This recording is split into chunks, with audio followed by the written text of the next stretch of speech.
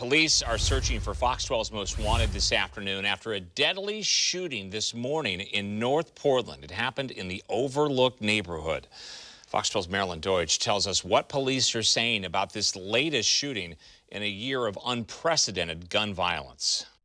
Police were called to this area of North Failing in North Montana about 2 this morning on reports of gunfire. That was at about 2 this morning. When police got here, they found one man dead in the alley, apparently shot to death. I heard 2 bangs and then a third one. Antonio Butler lives in the apartment right next to the alley. At first, he wasn't sure whether he heard gunfire or a car backfire. Later, he learned what happened and says he made sure his next-door neighbors were okay and alive.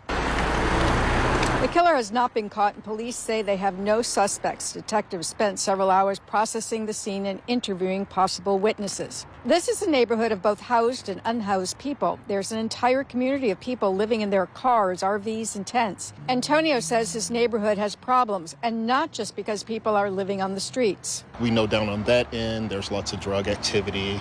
Over on this end, there's usually like stolen bikes and everything. So it's getting pretty bad over here. The victim in this case has not been identified. All we know is that he is a white man. It's not clear whether he lived in the area or not.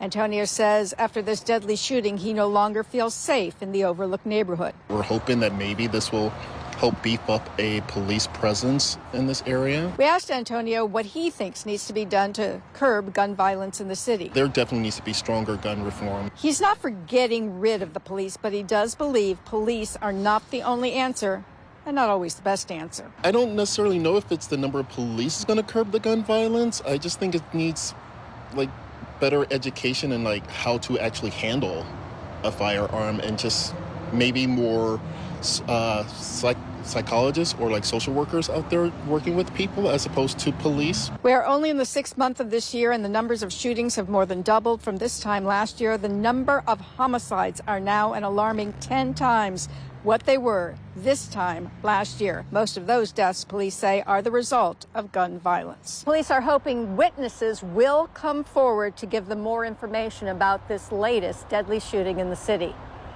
In North Portland, Marilyn Deutsch, Fox 12 Oregon.